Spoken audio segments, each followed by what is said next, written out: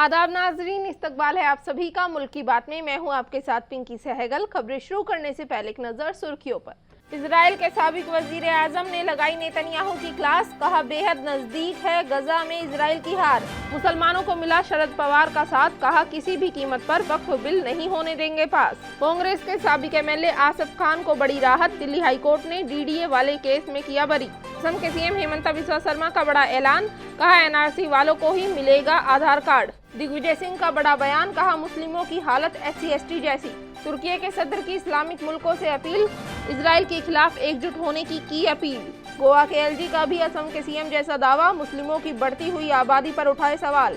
मुजफ्फरनगर में मुस्लिम के घर खरीदने पर बवाल, हिंदू तंजीमों ने जताया एतराज और मचाया हंगामा। पाकिस्तान अफगानिस्तान के बीच गोलीबारी, तालिबान के 2 कमांडर हलाक। उमर अब्दुल्ला के बयान पर राजनाथ सिंह का पलटवार, कहा अफजल गुरु को फांसी नहीं तो क्या हार पहनाते। चारों जानिब से घिरा इजरायली पीएम नेतन्याहू रोज बरोज नई तनकीद का निशाना बन रहा है, लेकिन फिर भी वो अपने झूठे दावों, गलत बयानी और गलत फैसले करने से बाज नहीं आ रहा है और अपने मुखालिफों में इजाफा कर रहा है। इजराइल के साबिक पीएम ने भी अब नेतन्याहू की कड़ी मजम्मत करते हुए उसे खरी खोटी सुनाते हुए उसकी क्लास लगा डाली है। दुनिया भर से कड़ी मजम्मत का सामना कर रहा नेतन्याहू अपनी ही आवाम के सामने जलील और खार हो चुका है, लेकिन फिर भी उसकी अकल ठिकाने आते नजर नहीं आ रही है और वो एक एक करके पागलपन की सारी हदें पार करता जा रहा है। इधर नेतन्याहू के खिलाफ अब तक तो दूसरे ममालिक के लोगों ने बयान दिए थे, लेकिन अब इजराइल के साबिक पीएम एहुद बारक ने नेतन्याहू की ऐसी क्लास लगाई है जिससे वो बुरी तरह बौखला गया है। प्रेस टीवी की रिपोर्ट के मुताबिक एहुद बारक ने नेतन्याहू को पागल जुआरी करार देते हुए कहा कि इजराइल गजा की पट्टी में जीत के नहीं बल्कि शिकस्त के करीब है। बारक ने कहा कि इजराइल गजा में शिकस्त खा रहा है क्योंकि उसके पास कोई स्ट्रेटेजी और एक्शन प्लान नहीं है। उन्होंने आगे कहा कि कई सालों तक गजा में रहने का कोई फायदा नहीं है। साबिक इजरायली पीएम ने फिलाडेल्फिया कॉरिडोर में फौज की तैनाती को बनाए रखने के नेतन्याहू के फैसले की भी तनकीद की है। उन्होंने कहा कि वहां रहने का उनका फैसला एक फजूल कोशिश है और इसका जमीनी हकीकत से कोई वास्ता नहीं है। अल-मयादीन की खबर के मुताबिक बारक ने लेबनान के साथ जंग के इम्कानात के बारे में कहा कि ये नेतन्याहू की सबसे बड़ी गलती थी। वहीं बारक ने जंगबंदी के मुआहदे को फाइनल करने पर जोर देते हुए कहा कि अगर कैदियों के तबादले और जंगबंदी के मुआहदे अमल में आते हैं तो इससे जंगी हालात को कम करने और बढ़ती कशीदगी को रोकने में मदद मिलेगी। पहले उसकी फौज, फिर वज़रा और फिर अवाम एक एक करके ये सब नेतन्याहू की चालों को समझ गए हैं और नेतन्याहू का दोहरा चेहरा उसकी अवाम के साथ साथ दुनिया भर के सामने आ गया है। अब देखना यह है कि नेतन्याहू दुनिया भर से इतनी सख्त मजम्मत के बाद भी जंगबंदी की डील फाइनल करेगा या अभी भी अपनी असलियत दिखाते हुए गजा में खूनरेजी जारी रखेगा।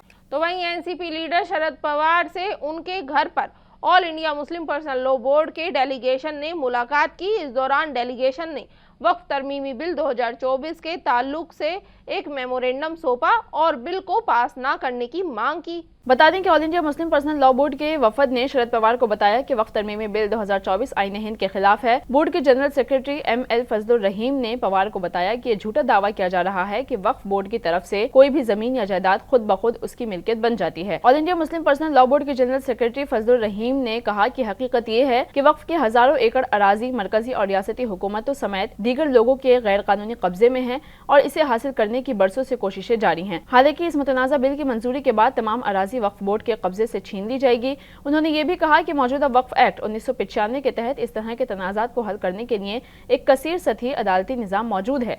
वक्फ ट्रिब्यूनल के बाद हाई कोर्ट्स और सुप्रीम कोर्ट में अपील करने का ऑप्शन भी है, लेकिन इस तरमीम के साथ तमाम अदालती मुकदमात जिला कलेक्टर DM को मुंतकिल हो जाएंगे।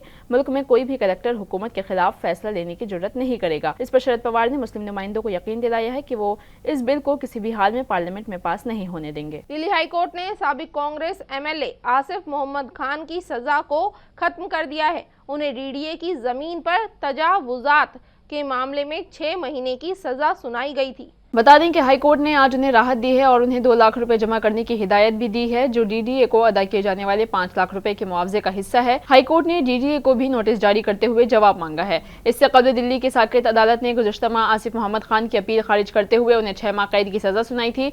उन्हें DDA को 5 लाख रुपए का मुआवजा अदा करने की भी हिदायत दी गई थी। कांग्रेस लीडर ने जसोला गाँव के इलाके में DDA की जमीन पर तजावुजात से मुताल्लिक एक मामले में 2018 के फैसले और सजा को चैलेंज किया था। एडिशनल सेशन जज विशाल सिंह ने 2018 2018 में मेट्रोपॉलिटन मजिस्ट्रेट के जरिए सुनाए गए फैसले और सजा को बरकरार रखा था। अदालत ने कहा था कि अवामी नुमाइंदे के तौर पर ताकत का गलत इस्तेमाल एक संगीन जुर्म है और ये एक ऐसा काम है जो अवाम की तरक्की को रोकता है। असम के सीएम हेमंता बिस्वा शर्मा ने फिर एक बड़ा ऐलान किया है। उन्होंने कहा है कि रियासत में आधार कार्ड बनवाने के लिए एनआरसी का एप्लीकेशन नंबर देना लाजमी होगा। आपको बता दें कि सीएम ने हफ्ते को कहा था कि असम के 4 अजला में वहां की आबादी से ज्यादा आधार कार्ड होल्डर्स हैं। वजीर आला ने कहा कि बारापीटा, धोबरी, मोरीगांव और दीगर अजला में आधार कार्ड होल्डर्स वहां की आबादी से ज्यादा हैं। उन्होंने कहा कि इस मकसद के लिए एक तफसीली मायारी ऑपरेटिंग तरीक़ेकार यानी कि एक SOP तैयार किया जाएगा और इसे 1 अक्टूबर से नाफिज किया जाएगा। सीएम ने मजीद कहा कि NRC के लिए दरख्वास्त देना लाजमी होगा, चाहे आप NRC में शामिल हुए हों या ना हो। अगर आपने NRC के लिए दरख्वास्त नहीं दी है तो आपको असम में आधार कार्ड नहीं मिलेगा। हम हर चीज की बारीकी से जांच करेंगे और इस अमल को सख्त से सख्तर बनाएंगे। बता दें कि शर्मा ने बारापीटा, धोबरी, मोरीगांव के 3 मुस्लिम अक्सरियती अजला का हवाला देते हुए कहा कि वहां की आबादी के आदाद-ओ-शुमार के मुताबिक जारी करदा आधार कार्ड का फीसद बिलतरतीब 103% ज्यादा है। इन अजला में मुश्तबा गैर मुल्कियों के आधार कार्ड होने के भी इम्कानात हैं जिनको रद्द नहीं किया जा सकता है। मध्य प्रदेश के साबिक सीएम दिग्विजय सिंह ने मुसलमानों की तालीम और नौकरी को लेकर एक बड़ा बयान दिया है।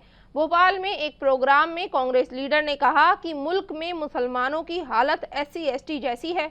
भोपाल में एसोसिएशन ऑफ मुस्लिम प्रोफेशनल्स की जानिब से एक प्रोग्राम का इनेकाद किया गया था। इस प्रोग्राम में दिग्विजय सिंह ने बतौर मेहमान खुसूसी शिरकत की थी। उनके मुताबिक आज भी उनकी आबादी का सिर्फ 74% मुसलमान तालीम याफ्ता है और ख्वातीन की तादाद 60% से भी कम है। उन्होंने कहा कि ये तनासुब SC/ST से बहुत कम है। ऐसे में हमारे मुसलमान इंतहाई निचली सतह पर हैं। हाल ही में दिग्विजय सिंह ने मध्य प्रदेश बीजेपी के रियासती सदर विष्णु दत्त शर्मा के एक बयान का जवाब देते हुए उन्हें नामर्द कहा था। इस पर काफी हंगामा भी हुआ था। उन्होंने कहा था कि जब इज्जत मआब VD शर्मा मुझे दहशतगर्दों का हामी समझते हैं तो मुझे उनकी बेचारगी पर मायूसी होती है। इससे पहले भी बीजेपी के रियासती सदर BD मिश्रा ने कहा था कि दिग्विजय सिंह खुशामद की सियासत करने के माहिर हैं। अगर कोई दहशतगर्द और मुसलमान भी हो तो वो उसे गले लगाने जाते हैं। तुर्की के सदर तैयब एर्दोगन ने इस्लामिक मुल्कों को एकजुट होने का पैगाम दिया है। एर्दोगन ने ये अपील इजराइल के बढ़ते दबदबे को लेकर की है। उन्होंने कहा है कि अगर इजराइल को रोकना है तो हमें एकजुट होना होगा। तुर्की के सदर ने कहा कि इसराइल की तौसी पसंदी के बढ़ते हुए खतरे के खिलाफ एक इत्तेहाद बनाया जाना चाहिए, जिस पर इजरायली वजीर खारजा ने सख्त रद्द-ए-अमल का इजहार किया है। दरअसल ये सारा हंगामा उस वक्त शुरू हुआ जब ये इल्जाम लगाया गया कि जुमे के रोज इजरायली फौजियों ने एक तुर्क निसाद अमरीकी खातून को हलाक कर दिया जो मकबूजा मगरबी किनारे में बस्तियों की तौसी के खिलाफ एहतजाज में हिस्सा ले रही थी। एर्दोगन ने इस्तांबुल के करीब इस्लामी स्कूल एसोसिएशन की एक तकरीब में कहा कि वाहिद कदम जो इजरायली तकब्बुर और इजरायली दहशतगर्दी को रोक सकता है इस्लामी ममालिक का इत्तेहाद है। तुर्की ने मिस्र और शाम के साथ ताल्लुकात को बेहतर बनाने के लिए जो हालिया इकदाम किए हैं उनका मकसद तौसी पसंदी के बढ़ते हुए खतरे के खिलाफ यकजहती जाहिर करना है। दूसरी जानिब इजरायली वजीर खारजा ने एक बयान में कहा कि एर्दोगन की तबसरा एक खतरनाक और झूठ और इश्तियाल अंगेज है और तुर्क रहनुमा खित्ते में मोतदल अरब हुक्मरानी को कमजोर करने के लिए बरसों से ईरान के साथ मिलकर काम कर रहे हैं। गोवा के LG S श्रीधरन पिल्लई ने एक बड़ा दावा करते हुए कहा है कि रियासत में ईसाई आबादी में तेजी से कमी आई है, वहीं मुसलमानों की तादाद पहले के मुकाबले बढ़ गई है।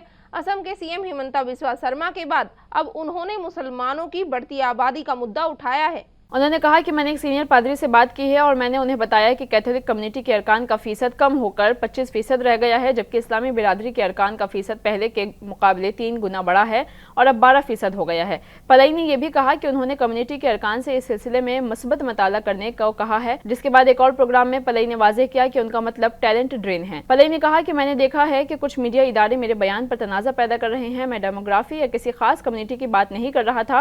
उन्होंने कहा कि गुज़िश्ता चंद सालों में गोवा में कैथोलिक अरकान की तादाद में कमी आई है और इसकी मुख्तलिफ वजूहात हैं, जिनमें से एक टैलेंट ड्रेन भी है। मुजफ्फरनगर शहर की गैर मुस्लिम कॉलोनी भरतिया कॉलोनी में एक मुस्लिम शख्स के मकान खरीदे जाने पर बवाल खड़ा हो गया है और लोगों ने मुस्लिम के मकान खाली करने का मुतालबा किया है। नई मंडी इलाके की हिंदू अक्सरियती कॉलोनी भारतीय कॉलोनी में एक मुसलमान के घर खरीदने और उसमें मुबैना तौर पर नमाज पढ़ने पर हंगामा हो गया। नई मंडी की भारतीय कॉलोनी एक गैर मुस्लिम कॉलोनी है, यहाँ किसी मुसलमान की रिहाइश नहीं है। ऐसे में एक मुस्लिम नौजवान राव नदीम ने बैंक से मुलाकात के बाद कॉलोनी में मकान खरीदा और दफ्तर का बोर्ड भी लगा दिया। इसमें अवामी हिंद पार्टी गैर मुस्लिम तंजीमों का इल्जाम है कि उस घर में मुबैना तौर पर नमाज पढ़ी जा रही थी। जब गैर मुस्लिम तंजीम के लोग पुलिस के साथ वहाँ पहुंचे तो देखा कि वहाँ कई तंजीमों के दफातर चल रहे हैं और गैर मुस्लिम तंजीमों کا الزام ہے کہ گھر کے اندر کئی کمرے بنائے جا رہے ہیں، اس عمارت میں مدرسہ چلانے کا منصوبہ ہے اور یہاں باقاعدہ نماز بھی پڑھی جاتی ہے، اس لیے غیر مسلم تنظیموں نے ایک ہنگامہ کھڑا کر دیا ہے۔ ان کا کہنا ہے کہ اگر اس عمارت کو مسلم کمیونٹی سے خالی نہ کروایا گیا تو اس کالونی کو وہ چھوڑ دیں گے اور کہیں اور جا بسیں گے۔ فی الحال موقع پر پولیس کو تعینات کر دیا گیا ہے، حالانکہ علاقے میں کشیدگی کی صورتحال ہے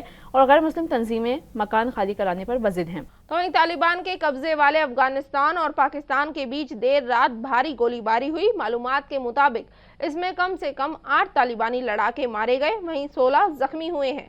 بتایا گیا ہے کہ صوبہ خوست میں سرحد پر رات 9 بجے دونوں جانب سے فائرنگ شروع ہوئی جو 4 گھنٹے تک جاری رہی۔ سرحدی سیکیورٹی اہلکاروں سے متعلق ذرائع نے بتایا کہ ہلاک ہونے والوں میں افغان طالبان کے 2 سینئر کمانڈر خلیل اور جان محمد شامل ہیں، لیکن اس جھڑپ میں کتنے پاکستانی فوجی ہلاک ہوئے ہیں اس کے بارے میں ابھی تک کوئی اطلاع سامنے نہیں آئی ہے۔ اس سے پہلے بھی 4 ستمبر کی رات کو طالبان کی حکومت نئی پوسٹیں قائم کرنے کی منصوبہ بندی کر رہی تھی، پاکستان سے منسلک سرحدی علاقے تعمیر کر رہی تھی۔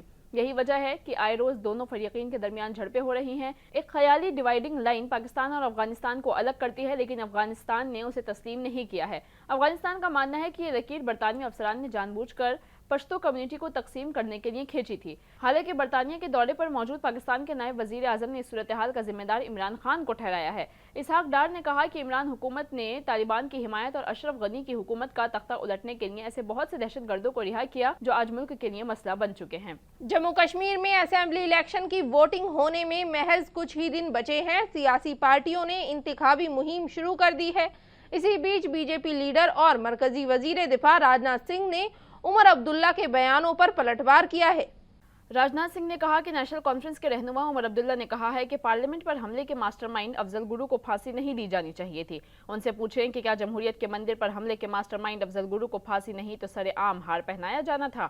راجناتھ سنگھ نے مزید کہا کہ نیشنل کانفرنس آرٹیکل 370 کو بحال کرنے کی بات کر رہی ہے، لیکن پچھلے 5 سالوں میں 40,000 نوکریاں 370 ہٹنے کے بعد وہاں پہ پیدا ہوئی ہیں۔ وزیر دفاع نے کہا کہ 2022 کے بعد سے وادی کشمیر میں پتھراؤ کا ایک بھی واقعہ پیش نہیں آیا ہے۔ اس کے باوجود نیشنل کانفرنس جیسی پارٹیاں کہہ رہی ہیں کہ اگر حکومت بنتی ہے تو وہ دفعہ 370 کو واپس لائیں گے۔ پہلے وادی کشمیر میں بہت سے نوجوانوں کے ہاتھوں میں ریوالور اور پستول ہوتے تھے، لیکن اب ان کے ہاتھوں میں لیپ ٹاپ اور کمپیوٹر ہیں اور یہ ایک بڑی تبدیلی ہے۔ راجناتھ سنگھ نے مزید کہا کہ نیشنل کانفرنس اور پی ڈی پی نے جموں کشمیر کو لوٹا اور اسے دیمک کی طرح چاٹ لیا ہے۔ کانگریس ہو، نیشنل کانفرنس ہو یا P D P, Jammu Kashmir ان سب کے لیے صرف ایک اے ٹی ایم ہے۔ انہوں نے یہ بھی کہا کہ پاکستانی مقبوضہ کشمیر یعنی کہ پی او کے لوگ بھارت میں شامل ہو جائیں، ہم انہیں اپنا ہی سمجھتے ہیں۔ آپ کو بتا دیں کہ یہ سارا تنازع national conference party leader Omar Abdullah کے بیان کے بعد شروع ہوا تھا۔ ایک نیوز ایجنسی کو دیے گئے اپنے انٹرویو میں انہوں نے کہا تھا کہ 2001 کے پارلیمنٹ حملے کے مجرم افضل گرو کو پھانسی دینے سے کوئی مقصد پورا نہیں ہوا ہے۔ عبداللہ نے کہا کہ جموں کشمیر حکومت کا افضل گرو کی پھانسی سے کوئی لینا دینا نہیں ہے۔ انہوں نے یہ بھی کہا تھا کہ اگر افضل گرو کو پھانسی دینے کی ضرورت ہوتی تو جموں کشمیر حکومت اسے منظور ہی نہیں کرتی۔ کانگریس ایم پی اور لوک سبھا میں اپوزیشن کے لیڈر راہل گاندھی 3 روزہ دورے پر امریکہ پہنچے ہیں۔ یہاں انہوں نے کئی پروگراموں میں حصہ لیا اور الگ الگ مدعوں پر بات چیت کی۔ اس دوران راہل گاندھی نے بھارت جوڑو یاترا کو شروع کرنے کی بھی وجہ بتائی۔ راہل گاندھی نے کہا کہ ان کے دورے سے ان کا سیاسی نقطہ نظر مکمل طور پر بدل گیا ہے۔ انہوں نے کہا کہ اس دورے کا مقصد ہندوستانی سیاست میں محبت کو متعارف کرانا تھا۔ راہل گاندھی نے کہا کہ انہوں نے اس سفر کے دوران بہت سے اہم سبق سیکھے، جن میں سب سے اہم یہ تھا کہ سیاست میں محبت کا تصور نافذ کیا جا سکتا ہے۔ اس دوران راہل گاندھی نے بھارت جوڑو یاترا شروع کرنے کی وجہ بھی بتائی۔ انہوں نے کہا کہ ہندوستان میں ان کے لیے رابطے کے تمام چینلز بند کر دیے گئے تھے، انہیں پارلیمنٹ میں ٹی وی پر بھی نہیں دکھایا گیا، میڈیا نے ان کی باتوں کو نظر انداز کیا، انہیں قانونی مدد بھی نہیں مل رہی تھی۔ ایسے میں ہمیں اور ہماری ٹیم نے محسوس کیا کہ اگر ہم میڈیا اور اداروں کے ذریعے لوگوں تک نہیں پہنچ پا رہے ہیں تو سب سے بہتر طریقہ یہ ہے کہ ہم براہ راست لوگوں تک جائیں۔ اسی لیے ہم نے 4000 کلومیٹر کا سفر کرنے کا فیصلہ کیا۔ راہل گاندھی نے کہا کہ ابتدا میں انہیں گھٹنے کی تکلیف کی وجہ سے پریشانی کا سامنا کرنا پڑا۔ انہوں نے کہا کہ اس سفر نے سیاست، لوگوں اور رابطے کے طریقے کے بارے میں ان کے نقطہ نظر کو مکمل طور پر بدل دیا ہے۔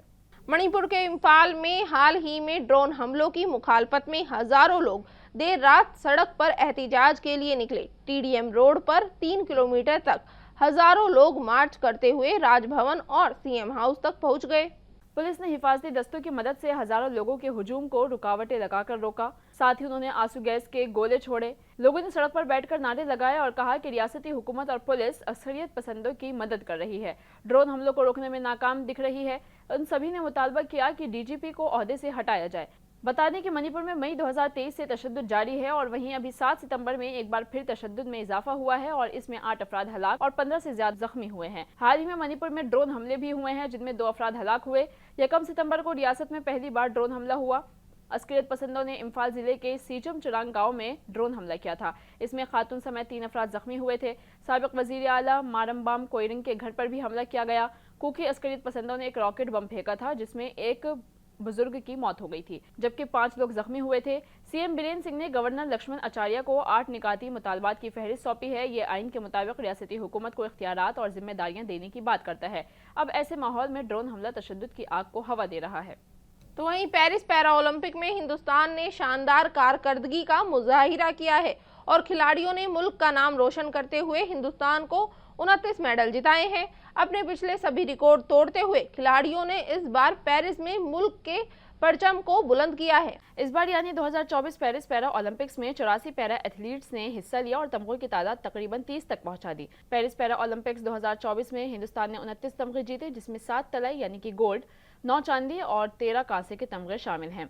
ये यकीन से कहा जा सकता है कि पेरिस पैरा ओलंपिक्स में इस बार हिंदुस्तानी खिलाड़ियों की तादाद में इजाफा हुआ था, लेकिन ये भी कहना पड़ेगा कि हमारे खिलाड़ियों ने पेरिस पैरा ओलंपिक्स में तमगे जीतने की जो भूख दिखाई है वो काबिले दीद है। दीपा मलिक हिंदुस्तान की पहली पैरा ओलंपिक तमगा जीतने वाली खातून है। उन्होंने हिंदुस्तानी पैरा ओलंपिक्स के सफर को बहुत करीब से देखा है। दीपा मलिक ने कहा कि ये मेरे लिए एजाज की बात है। उनके दौर में Tokyo para Olympics, Asian para games और पेरिस के लिए तैयारियां की गई। इसके लिए वो खिलाड़ियों, coaches, para Olympic committee of India, SAI और वजीर आजम नरेंद्र मोदी का शुक्रिया अदा करती हैं जिन्होंने खिलाड़ियों की जिंदगी के साथ जुड़े रहने का फैसला किया और उन्हें मदद फराहम की। इस पर कि हिंदुस्तान के तमगों की तादाद में किस तरह से इजाफा हुआ है, दीपा ने कहा कि खिलाड़ियों से हमने हमेशा कहा है कि अगर उन्हें मौका मिलता है तो वो खुद को साबित करें। पहली बात तो ये कि खेलों को मेन स्ट्रीम का दर्जा मिल रहा है और अब खेलों को मेन स्ट्रीम फंडिंग भी मिल रही है। हुकूमत हिंद ने पेरिस पैरा ओलंपिक्स के लिए 74 करोड़ रुपए मुख्तस किए थे जो कि टोक्यो पैरा ओलंपिक्स के मुकाबले 26 करोड़ रुपए ज्यादा थे। नाजरीन, मुल्क की बात में आज के लिए बस इतना ही। मुझे दीजिए इजाजत। आदाब।